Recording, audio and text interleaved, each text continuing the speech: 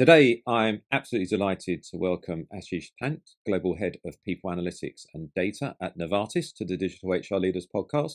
Ashish, welcome to the show. It's great to have you on. We've known each other for a few years now, and you kindly contributed a case study to excellence in people analytics when we published that in 2021. So thank you, first of all. And then, can you give a brief introduction to you and your journey at Novartis in establishing the people analytics team? Thank you, David. Glad to be here. Uh, I lead the people analytics and data function at Novartis, in the role for about 4.5 years, and have had a very, very exciting and learning journey, during the course of these 4 years. Of course, we've been collaborating closely with Insight 222 during that period as well, which has been fabulous. I have had a varied career, but almost all of it in HR, right? Ranging from business partnering to talent management, talent acquisition, HR strategy, and so on and so forth. And I think it's a beautiful culmination in a sense that I can bring in the experience from all of those disciplines within HR and merge it with the passion that I have for first principles thinking, numbers, data, uh, in my current role. I'm an engineer by first degree, so again, I've been close to this field as well. And it's just a beautiful combination for me where I am at the moment. Yeah, it's great. It's a nice, as you said, a nice combination. The HR experience and background across a variety of different practices in HR, including business partnering, which we know is so important. Working together with people analytics to sort of get business value out of people analytics, but also the engineering background as well, and then the passion for data and analytics. It's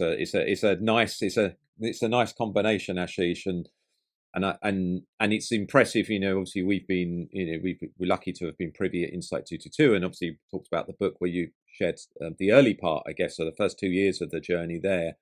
And it's certainly impressive how you've built the people analytics function at Novartis. So it's 4.5 years now, isn't it? Could you walk us through maybe some of the key highlights or milestones during this journey? In 2019, we got a mandate from our CEO Vas Narasimhan to become a more data and digitally enabled P&O function. We call HR P&O, people and organization, at Novartis.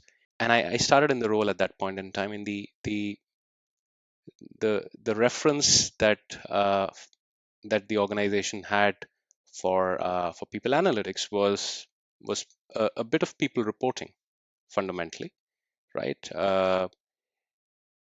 And there was a small team of 4 individuals who were supporting some global initiatives that needed this information. But beyond that, the access, the thought process around how to do proper analytics, how to potentially even think about advanced analytics was quite was at a very nascent stage at that point in time, I would say. So I like to call the duration, the early years, the first 18 months, more of startup, right? So Yeah. we were very, very focused on identifying a few critical business problems and showing what impact people analytics could make, right? And the idea was not to go across the organization, cover everyone, but just go really focused and show value, right? Yeah. And we picked up a few use cases uh, and delivered some solutions, some products on those. As you know, Novartis prides itself for being one of the most focused organizations towards organization culture. So we helped build some solutions in that space. Uh, we are really, really focused on enabling learning for our masses at Novartis, and how learning was enabling better business value was a question that landed on our table. And we work closely with our learning function and and showed that learning had a major impact on how engagement of the organization was going up and how voluntary attrition was trending down. So these are some of the early examples where we showed the organization how people analytics is uh, is really fundamental and should be key and central to the business strategy, and that kind of got us out of the door. We were, of course, very closely supported and sponsored by the P&O leadership all along, which I think is equally critical for us to be able to make an impact, right? So I think it was a confluence of factors that kind of helped us uh, go through that very intense but very rewarding phase, which I like to call Yeah. startup. Uh, and then I would say 18 months into the journey, we started to feel that we need to now scale up these solutions, also expand the reach, uh, and one of the key elements for us to do things at scale in people analytics is availability of data at availability of high quality, clean, well categorized data at scale, right? And it was at that time that the responsibility to start thinking about people data in a more structured way and how it could add business value also got uh, connected to my role. And so phase two, we spent a lot of time in creating the enablers for the scale up. So putting together a strong governance and compliance team around people data, uh, working very closely with uh, our digital P&O organization. Not just in terms of we would like to collect information and data off of your systems, but really integrating with them and and working together on a lot of strategic decisions.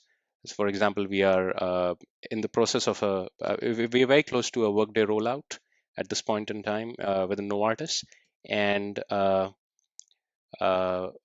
my colleague who leads the Workday implementation and we've been working hand in hand for the last almost 3+ years to ensure it's not just about an implementation of a system that runs certain processes, but then we're also able to extract the right information, the right data, the right reports out of it, and also ensure that the data that is there is of high quality and is well managed. Uh, and this enabled us to then start building a few solutions at scale.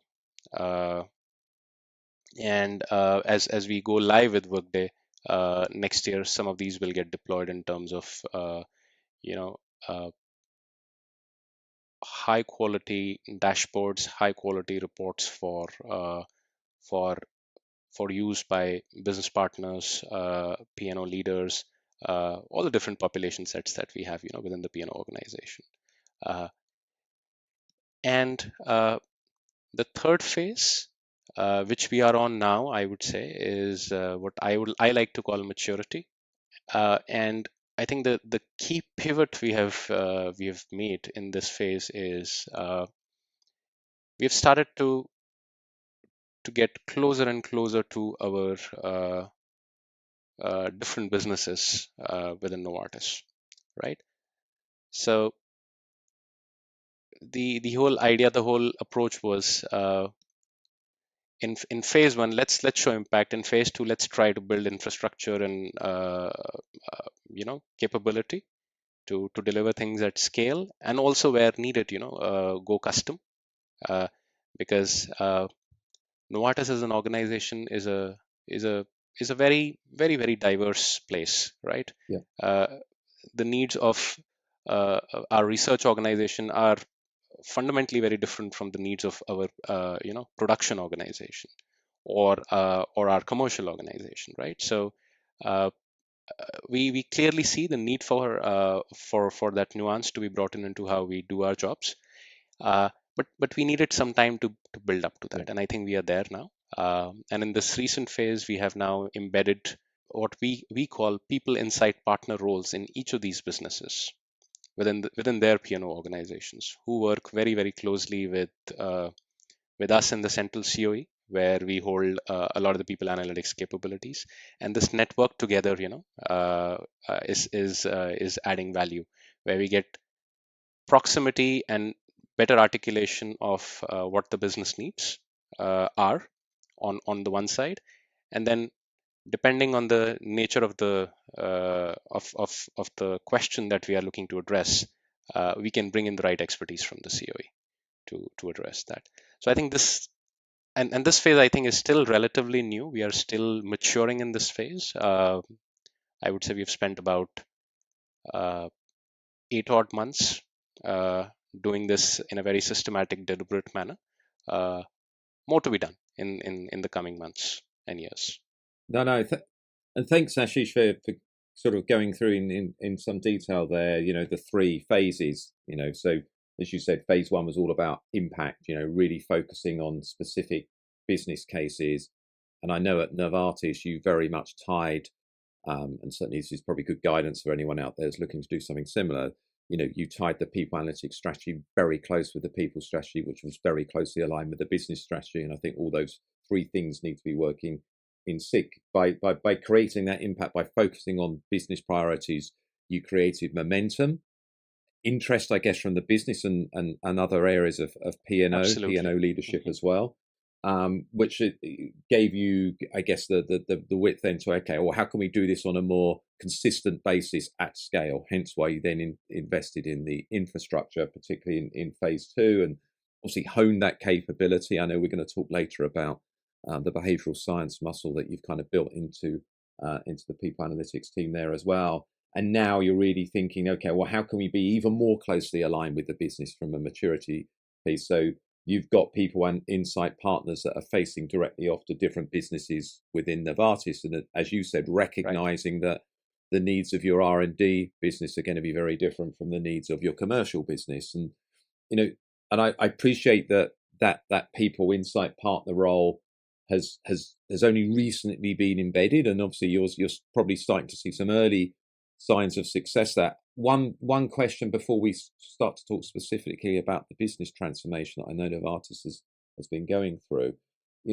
What are the early sort of signs that you're getting from having that people insight partner in role, and how's that impacting the work of the team? A couple of reflections maybe here. The first one is in a complex organization of the scale of Novartis, even though we are very diverse in terms of our needs, we are also very similar, right? I think that's one realization, because I'm corralling this community of practice now, where these insights partners join us, on a monthly basis, and we've started to exchange use cases and what are the priorities that each one of us is working on. And you see there's just tons of translation that you can do across, right? So clearly we were leaving value on the table earlier, right? So now we are trying to be even more focused, more networked, and borrowing stuff with pride, right? We don't need to start from scratch on a multitude of use cases that we're working on. Our colleagues in a different function would have probably already traveled 80% of the journey, right? Sometimes. So I think that's one thing that's coming up very clearly. Second thing, which I would say is an early realization slash success, is I would say, and this is more for me, when I was doing my my discussions about the talent landscape within people analytics at Novartis. And of course, we are a nascent function in the P&O space, whichever company we might talk about, right?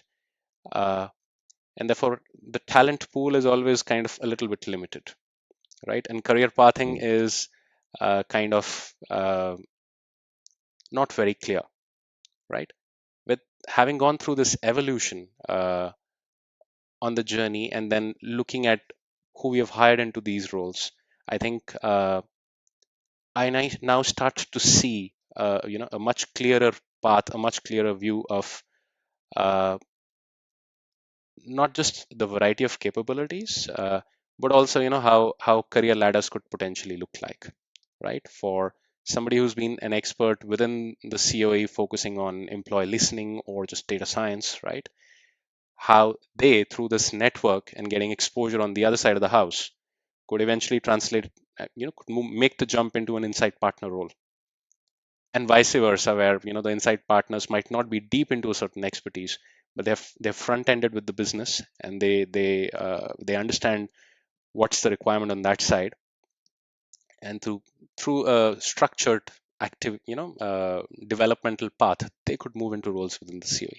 And I think that's very healthy for us at Novartis, and I think this is how the practice is also going to evolve in the future. uh, I would say those are the two early wins, and we are looking for more, and we'll share in due course. Yeah, and I think obviously the work that you did in the first sort of 3.5 years set you up well for major piece of work that you did last year within people analytics to support the you know quite significant business transformation that Novartis has recently undergone. Um, for those that maybe aren't aware, what are the key elements of the business transformation itself, and maybe more importantly, from the context of listeners, what is the role will be of the people analytics function in supporting the transformation? So let me take maybe just a minute to talk uh, about the transformation itself. So Novartis has been on a multi-year journey of moving from being a pharmaceutical conglomerate to becoming a really focused medicines company, right? So we used to have a vaccines business, an animal health business, a consumer health business, an eye care business, and over the course of the last decade, we have either sold off or spun off some of these businesses, right? Very recently, in fact, not recently, but imminently, we're also going to spin off our generics business, right? Which is Sandoz. So this is one train of thought that Novartis has been on from a strategic perspective. The other one has been uh, about becoming really, really focused and efficient in how we deliver impact to our patients, right? So, uh, and these two elements kind of came together in the transformation that's been happening at Novartis over the last, I would say, 18 odd months now. It was announced on the in early April last year. The fundamental focus was on optimizing the uh, the resources in some of our commercial divisions, which had synergy amongst themselves. Uh, at the same time, also aligning some of the key global functions uh, into an aligned structure, right? So, for example, the whole of the finance organization was kind of brought under uh, Mm. one umbrella. The whole of the P&O organization was brought under one umbrella, right? Uh, earlier some of these resources were embedded in specific businesses, right? What it meant for Novartis was that prima facie there were about 30,000 associates uh, who would be directly or indirectly impacted, right? So it doesn't mean people were going to lose their jobs, but it meant that somehow their association with the organization would shift or would become different than what was existing, right? And as you can very well imagine, a lot of these transformations are first strategic concepts, then they are commitments from the senior leadership, and then and a lot of it happens uh, under the rightfully under the rules of confidentiality. But then at a specific moment, there's an announcement, and then there is a huge machine that's put in place to execute on that announcement, right? And we were involved very, very closely from the very beginning once the execution phase started. The two areas in which I think we really, really drilled down and focused was number one, helping establish a clean, clear baseline for the part of the population that is in scope, of this transformation. Right? It might sound like a very simple, straightforward activity, but translating that strategic executive thought into what would it really mean for an Ashish or a David, whether given their roles, given their position in the organization, are they going to be in or out, right? Is an activity that takes effort, and I don't think we should take all claim for doing this well. We had an important role to play, but we were working very closely with the change office that was set up. But it was kind of a very, very close partnership where uh, a multifunctional team, including people analytics and reporting experts, uh, worked night and day to articulate who would be in, who would be out. Again, the pace is important in these things because you want to do it in a way that there is you minimize the anxiety in the system, right? And more information available early helps, right? So it was an intense period for our team, but I think this really helped build that that comfort and credibility for the function as well. That we could partner and we could support and help in a major transformation from this perspective. And once the scope was in, we worked very closely with the change office to continue to provide metrics on how the transformation is getting executed, right? So, and this is a rolling activity. This takes months sometimes, and I think in our case, given the nature of the transformation, it was almost a 1 year program. Where people analytics team was continually helping and working closely with the change office with our P&O services team to help validate whether the changes have been made correctly in the system, right? Of course, a lot of what happens in transformations like these uh, is manual entry into systems, right? Because of course there are a lot of decision rules, but when folks are involved and you want to be respectful to them and give them the right message, there is a lot of double checking and triple checking that happens, right? And P&O services does that in most organizations. But again, when we look at the data from an analytics perspective, we do a lot of sanity checks to say, okay, is everything good? Are there things which could have been done better?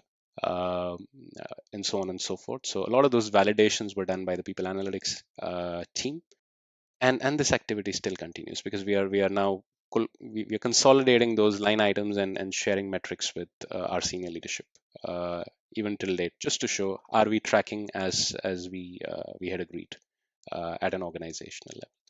So this was one big work stream uh, where we played a fundamental role. The second big contribution we made was around helping the organization understand how the change was landing as we were going through the change, right? And our employee listening team played a very critical role here. We again were fortunate that we connected very early to the change office. There was a cross-functional team of folks from our organization development change team, from our global communications team, and people analytics that was put together to think about how do we best help the organization during this time. Uh, of course, leaders want to know the pulse of the organization during times like these, right? And there is always hunger for more of that pulse rather than less of that pulse in situations like these. Uh, we took a very conscious call in this group to say less is more, right? Uh, and we actually stopped all of our employee listening activities except for the one engagement pulse that we do, right?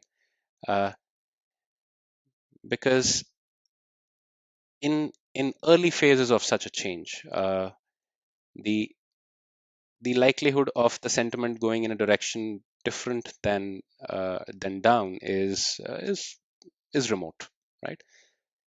And also, if you bombard the organization with multiple surveys at this point in time, you also create a lot more pressure and a lot more anxiety for leaders and managers to then follow through, uh, which they would do during the normal course. But right now, we wanted to give them the space and the time to really focus on a few things, give them one clear signal of how the sentiment is, and and basically just double down on a few things that we thought were very important. And I think this was crucial for us to be able to add value and create meaning and insight for the leaders, rather than give them three or four different sentiment sets, and then uh, you know uh, create more cognitive load for them at this stage. Uh, so this was the initial phase. Of course, in in the early days of the transformation, we also worked very closely with our comms team, whose key focus was on ensuring whether all the information and messages that our leader and Novartis as an organization is sharing with associates is landing well, is landing clearly, right? And we also kind of cross-referenced it with some of the sentiment that we were collecting, to see, are there real oddities between these two, or not. We didn't find many, which I think was very, very comforting, that we were kind of in sync and doing it well. But I think this was a check that we continue to do for the first 4 or 5 months of this journey. Uh, the text data that we collect from our surveys was again very, very critical. We receive on an average 30 to 40,000 comments, and uh, our employee listening team and the data science team kind of started to parse these comments to figure out what would be useful for setting a baseline for the sentiment, right? That we have. And we did some keyword focused searches around words which are closely related to transformation, right? And how it was being positioned within Novartis. And we shared this sentiment data on a regular cadence with the change leads that were set up in different countries, right? Just to give them a sense of where probably to focus their guns. It wasn't to say, this is the be all end all, but it was more like, an additional piece of diagnostic that they could have in their toolkit as they start having conversation within different sections of their businesses or specific countries. And I think it was much appreciated. And then once we kind of got through the initial waves of involuntary attrition in the organization, right, which these transformations bring in, we also started to connect voluntary attrition data to these sentiment scores. And I believe we continued doing this till mid Q2 this year. So now I think the tail of the transformation is left, but we've gone through the chunk. And again, this was an augmentation we did at the opportune moment for the transformation to see, okay, do we see a relation between the sentiment in a certain uh, part of the organization that has gone through that massive transformation and voluntary attrition that's happening there, right? Because it's not just about doing right by the levers, but it's also equally important to provide the right environment, the right messaging for talent that stays on with the organization. And I think this was again much appreciated by the change leads and the HR BPs with whom we shared it. So around middle of this year, we've kind of put most of the activities that we were doing on a cadence to a pause, and now we are doing episodic work in this space, where there is a need. So I think that was a long answer, but I think that's where we have been focusing our effort and our energy to support the organization with the transformation. No, again, really good, because I know our listeners like to get the detail, because a lot of them are people analytics professionals, HR professionals themselves, that maybe either doing this in their organizations currently, or maybe looking to do similar things in their organizations. So, and I think it's interesting as you went through the kind of the two main areas where your team was supporting the transformation. Very much, you are helping generate, understanding from the organization itself and giving that to leaders, but also then helping leaders understand how their communications, for example, were landing with associates in Novartis as well. So quite interesting. You gave some examples, I think, of the types of analysis that you were doing, particularly around looking at comments in text and then starting to look at how some of that sentiment was tying with voluntary attrition as well, just to kind of give signals. So really interesting stuff, actually. I mean, I'd be interesting, in terms of measuring the success maybe of the transformation. What were some of the key metrics and key performance indicators that your team were focused on? I think I'll again answer this in two parts, right? So for the first big activity that I talked about, right, I think around helping the organization build a clean baseline, being able to share information around the hard progress of the execution, in a clear, transparent way. The metrics were very clear: accuracy, right? Timeliness and availability of information, right? Because there's a lot of pressure and heat in these moments, especially in the early days. On the second one, where we were helping the organization understand the sentiment better,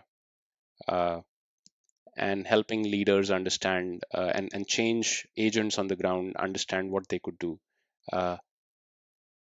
I think the key performance indicator here was the anecdotal feedback we got from the change community. Right. This is more of a soft thing, right? You are reading some information sitting in a survey, right? But you never have the context that somebody who has boots on the ground does, right? So you're always making an educated assumption, unless you go deep and you say, okay, fine, I want to focus on this country, or this department or this function within this country. For that, we had the change leads. So what we did was, on the basis of the collective feedback we received from them, we kind of created a package of metrics and insights which would be helpful. And I think I already mentioned some of those in the earlier question. But equally, we said very, very clearly, we said we will put some commentary around what could be the possible reasons for what you see here, right, rather than being prescriptive. And I think that was really very, very appreciated by the change community, because it kind of gave them a starting point if they did not have one. But on the other hand, it also did not straitjacket or box our analysis in a way that they could not position it in a flexible way with the business, or if they saw something completely different on the ground. We had situations like those as well. So I think input and feedback from that community was very, very was probably how we played the second part. Also, the addition of the voluntary attrition element was one of the inputs, one of the feedbacks that came in one of these change agent calls, where one of our talent transformation leads said, "Hey, great, but now I see this on the ground, right? How could you guys help me?" And that triggered us to then say, okay, let's build another layer into the into the solution that we have. So it was really those things, and we got really into a collaborative, let's roll up our sleeves and continue to evolve this product kind of mode. Yeah, that makes a lot of sense. That close communication with that sort of multifunctional team that you talked about, that collaboration across different areas, as you said, that kind of made you hone the work and the insights and the research that you were doing as the transformation kind of Absolutely. progress. Makes a lot of sense. Yeah, I wonder, Ashish, how much did these change, this change, this transformation, and the work that the team were doing, how much did it impact the way that you've structured your team and how it operates now? I mean, you talked a little bit about the people insight roles at the start of our conversation. How is the team structured now, and what impact perhaps did the transformation or the objectives of the transformation have on that? So I would say the transformation had a positive fillip for the people analytics and data team overall. Uh, the the addition of the people insights partner into our broader community, right? This was one of the proposals that we floated as part of this transformation, right? And kind of it was an accretive, it was a build to the people analytics practice overall within Novartis. So that's been and that's the other reason why I said, this piece is still maturing and we're kind of 8 months into the journey, because we worked through the design last year and now we are, kind of in the early steps of execution. Uh, so I think this was really really good, and I firmly believe it's going to add tremendous value mid to long term. Uh, there were a few. I would not say they were not structural changes, but I think the ways of working for the team, for the people analytics team, changed during times of this transformation, right? So in general, you have a very well balanced cadence of activity that a people analytics function kind of puts out, right? There was a very heavy load on a couple of areas that I just mentioned: employee listening and reporting and visualization, right? Uh, what we saw very clearly was, with massive amounts of change happening in the organization, a lot of the more targeted, focused, deeper uh, people analytics programs and projects were kind of put on hold for a bit, for like a quarter or two, right? And that started to create a bit of a lull for the data science team at the same time. And this was a very challenging dynamic to manage, right? We have very talented folks in this team who would like to continue to add value, grow, and so on and so forth. A couple of things which we tried, and again, we are no experts here, so always keen to listen and learn more from the community as well. A couple of things which I think helped us to a good degree was, a helping this team work on topics that are allied to the transformation. So some of the work around NLP that I talked about, and uh, in helping set up a baseline for the sentiment, so on and so forth. I think it helped that they could get involved. The second area where we utilized data science capability was in also helping our reporting team clean up, automate uh, the massive amounts of data that they were processing, right? And it was not as if it was getting pulled out of systems. It was, a lot of it was residing in a different change management system and so on and so forth. So bringing in a couple of data scientists who could help clean up, automate this process, probably build some sanity data science checks into looking at the data sets in a more robust way, uh, and bring efficiency into how the reporting team was working, was very helpful. Uh, and thirdly, we also encouraged quite a lot of them to continue investing time in their own learning during this space, right? Uh, Combination of these three helped. I'm sure there are other ideas. It's not a unique situation that just we have faced. I'm sure a lot of our colleagues would also have faced it. So I'm curious to learn more as well. As a follow up on this one. So, the listeners, there's an open invitation there. If you're a people analytics leader or part of a team that's you know thinking about how your team supported certain business challenges that you're solving around data sciences, that continue looking at upskilling your data science team or any of your people analytics professionals. There's an open invitation there from Ashish to get in contact with him, which I presume Ashish will be probably best via Absolutely. LinkedIn, and we'll put your details obviously in the show notes on that. So it's interesting. You've talked about two areas. So you know at Insight 222, we do an annual research on the people analytics field, and back in 2020 we presented an operating model which had about 14 different roles in it. And then last year in 2022, one of the focus areas of the research was to understand the key roles within a people analytics team that enabled those people analytics teams to deliver value on a consistent basis over a long period of time.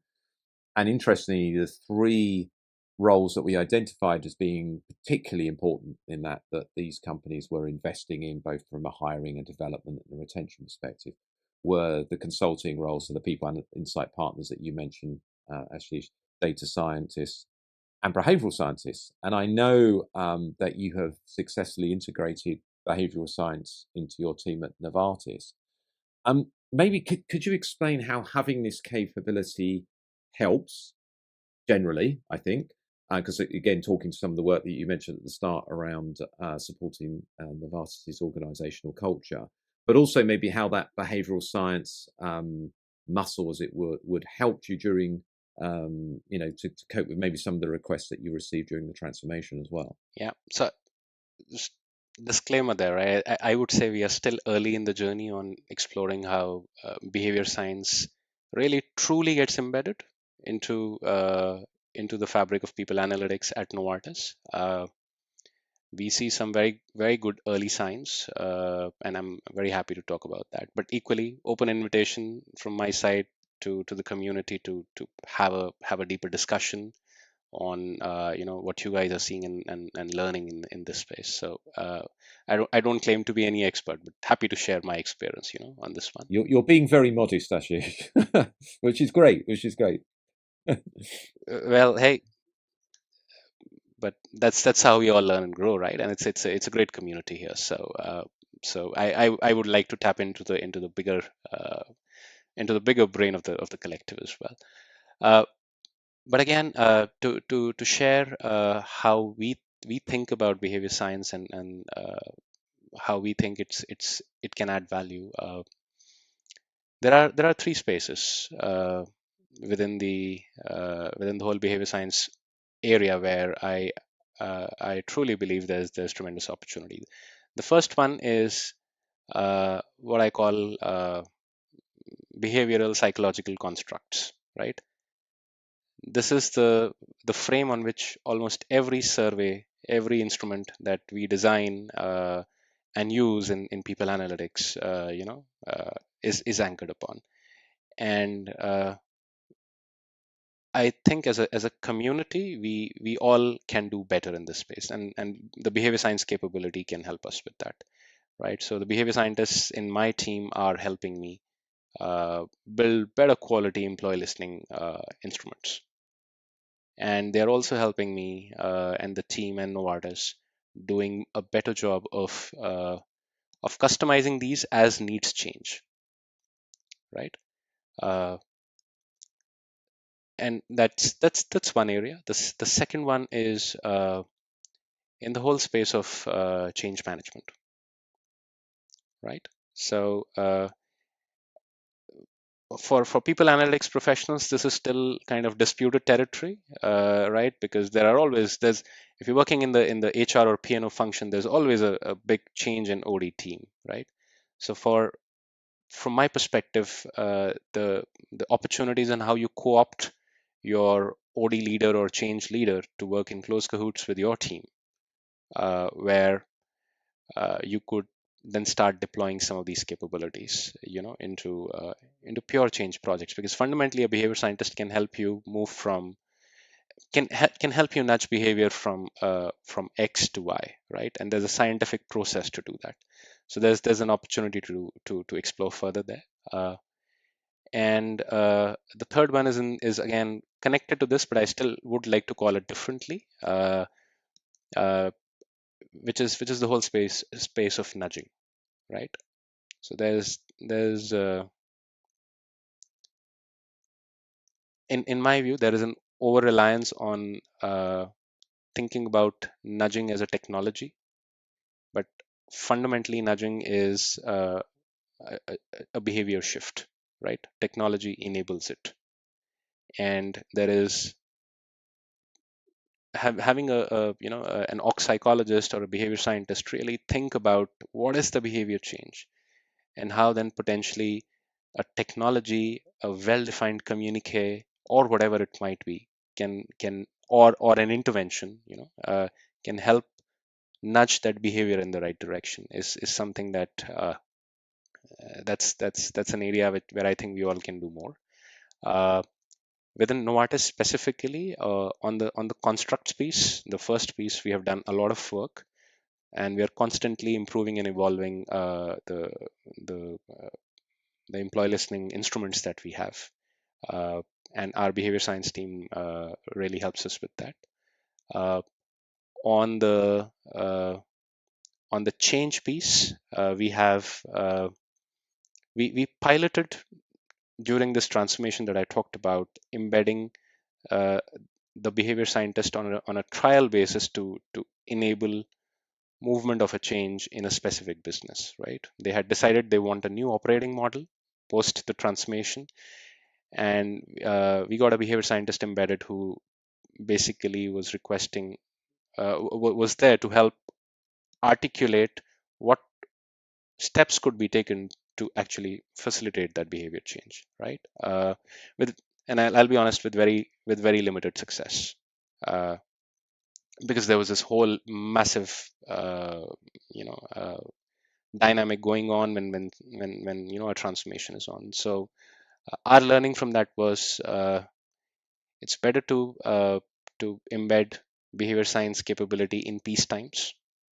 Uh, you know, Pardon the euphemism there, but I it's still a nascent capability, and I think it needs to be deployed in peace times on programs where there is more openness for exploration. So I would very transparently say our the value we got out of that engagement was limited. Uh, on the nudging front, I think we have one good example of where it's added value. Our talent management organization launched uh, a talent matching platform last year, and the behavior science capability from our team got deployed there to help increase the adoption of that platform, both in terms of completion of profiles, and then quality of matches. And I think those are some of the wins which we are very proud of. We are also exploring at this point in time how some of these nudging concepts can help behavior scientists support leadership development, right? Because again, leadership development is fundamentally behavior change, right? So we are working closely with our leadership development organization to see where could where could there be value again, as I said, go after uh, willing parties, go to a place that's relatively stable, and then deploy a high quality behavior science experiment and see if we can help move the behavior from A to B.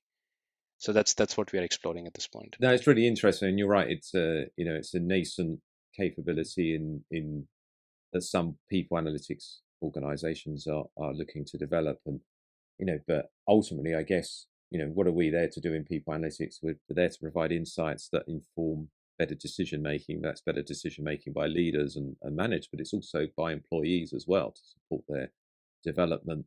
And actually, what nudging I think can do, and certainly I think you've just talked to this, Ashish, is it can actually get these insights and start translating to outcomes for the organization, but also outcomes for employees and people managers themselves as well. And actually Absolutely. understanding the whole Yeah. psychology around change and behavior is so important to that. Otherwise, I guess we could come up as people analytics professionals, we can come up with some amazing insights. But if no one does, even if the organisation decides to implement them, but if the individuals themselves don't, Yeah, then we're not wasting our absolutely. time per se. But it's certainly Absolutely. it's lessening the impact that we're having. Yeah, they're really interesting um, really based on everything we've talked about so far. I've got a couple of questions left, and we're probably more now talking, I guess, to the maturity phase that you talked about, the third phase, which you're sort of in the midst of at the moment from a people analytics perspective. And again, when I ask you to look and envision into the future, even if it's the near future, I appreciate that it's just thoughts and ideas at the moment, and it may change, of course, depending on both internal and external events. But how do you envision the people analytics team structure and focus evolving as Novartis continues its journey? Probably a better way to address this is to talk about the key levers that I see, and what impact they would have. I think we'll figure it out as we go along.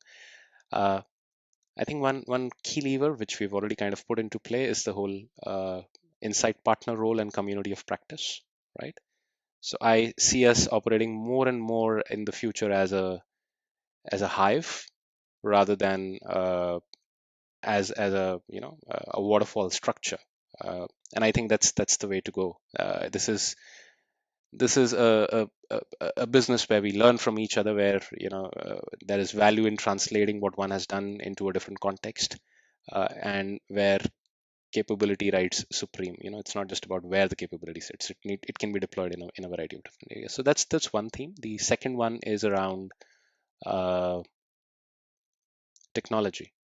So once we go live with Workday, right, I think we'll have a massive opportunity to democratize a lot of stuff that currently we have to brute force, right? And I think that creates a massive opportunity for the organization to get more value from us. Equally for the team, it's a massive opportunity to move up the value chain and let the the operational activities be taken care of by technology. And this will, I'm sure it'll have, both of these will have impact on how we are organized and structured in the next years, but still early days for us to really nail that one down. But these are the two you know uh, themes that I see making an impact on where we go from here. No, it makes sense. The first one around the insight partners and the community of practice really shaping the work that you're doing, and obviously Mhm. increasing the impact by being more closely connected to the business, and then the technology element helping you to scale, and automate, and focus from there. That makes a lot of sense. And then the last question, Ashish, this is a question we're asking everyone in this series, and I think talks to maybe one of the enablers of this as well. Um, and I know it's something that you've been focused on at Novartis, as you mentioned the learning element there. How can HR leaders and people analytics leaders, for that matter, how can they build a data-driven and digitally literate culture in HR? From just my personal take on this, I think there is a plethora of information, uh, knowledge, programs, whatever you might want to call it, both behind curtains and openly available as well. So in my early days in this role, I used to think access and availability is important. I think it's still important, but it's just so ubiquitous at this point in time. Uh, but again, from where I sit, I still see a massive opportunity. So for me, the real lever is how can we get people curious about the topic? Yeah. So really deeply, if we really deeply understand somebody's needs, I think we can get them curious, right? So really helping leaders, helping associates, helping every HR professional to think about how can people analytics add value to their day-to-day work or their decision making? I think that's it's a constant journey that every people analytics team member, it's not just the leaders, needs to do, and we all need to do a better job of that. The second one for me is how can we demystify that this is not a very complicated thing, right? A lot of folks just sit on the back foot because they think, oh, you know what, this is not for me. And I try to go out of my way in multiple conversations to say, hey, we're talking about, even if we are building a great AI model, right? The at its core is fundamental first principles thinking, right? It says, what do you think the problem is? What's your hypothesis about that problem, right? Where can you go and collect the data for that problem? Forget about the analysis. The analysis will be done by some experts. There are enough of us out there, and there is beautiful technology that in a few years is going to enable that to be happening very, very fast. If the output is supportive of your initial hypotheses, great. If not, then let's be very objective and say the hypothesis was wrong. The problem still stays, right? What's the next hypothesis that you can think of? And go through the cycle again and again. We do it in our day-to-day lives, right? Uh, we do it in our professional lives in a variety of different ways. All we are asking as people analytics folks and as analytics folks is to just apply it a bit more rigorously. So that's something that I try to do with every in every engagement, every partnership that I'm trying to get into. It works in some cases. It's challenging in others, but again, hey, it's part of our job. Yeah. No, two really good points there, I think. And, I think, by having the people insights partners and that community of practice, you'll be generating more curiosity, I guess, and a greater level of understanding from P&O professionals as to how how people analysts can support them in their day-to-day work and maybe actually help them be more impactful. And as you said, the second one, it's so important to demystify it, isn't it? Because we read so much about how everyone who works in HR is going to have to become a data scientist. When Absolutely. obviously that's not the case. You specific skills to Absolutely. become and be a very good data scientist. We're not asking that. We're just asking, as you said, good problem definition, ability to create hypotheses that we can test, and then probably a support in thinking about the data sources that we might want to bring together to test those hypotheses, and then the ability to um, you know look at what's the insight from the day, what's the recommendation, how can I present this in a language that Absolutely. will resonate with my audience, whoever that is in the business or in P&O that I'm working with. So yeah, and obviously as people analytics professionals, we've got a vested interest in helping our colleagues in HR and P&O to to increase their curiosity and increase their aptitude around some of these skills as well. So Ashish, fantastic. Always good to talk to you. Obviously had the privilege of seeing how you've built the people data analytics function at Novartis over the last 4.5 years, and certainly such a firm bedrock, I think, for you to be even more successful in coming years as well. Can you let listeners know how they can stay in touch with you, follow you on social media if you do social media, and find out and connect with you as to your invitation around learning more about each other's work? Sure. So first of all, David, thanks for the invite, and again, it was a fantastic conversation. And we haven't done this journey alone. We've learned from Insight 222. We've learned from a lot of the colleagues in the people analytics practice. So we, as I always say, we stand on the shoulders of a lot of others. I'm available on LinkedIn, and I'm sure you'll probably leave a connect, leave a link there, with this podcast as well. Otherwise, I'm very open to receiving email. My email is Ashish, ASHISH dot PANT at novartis.com, NOVARTIS TIS.com. And I'm looking forward to connecting with the community in the days to come. That's brilliant. Ashish, thanks for sharing some of the journey of people analytics at Novartis, and particularly as it relates to the business transformation. And I look forward to seeing you soon. See you soon. Take care, David. Bye-bye. Take care. In this series, we will be speaking to a range of senior leaders who are pushing a data-driven and digital HR agenda. Make sure that you subscribe via your podcast app of choice and also via our YouTube channel for free and regular interviews with the digital HR leaders of the future.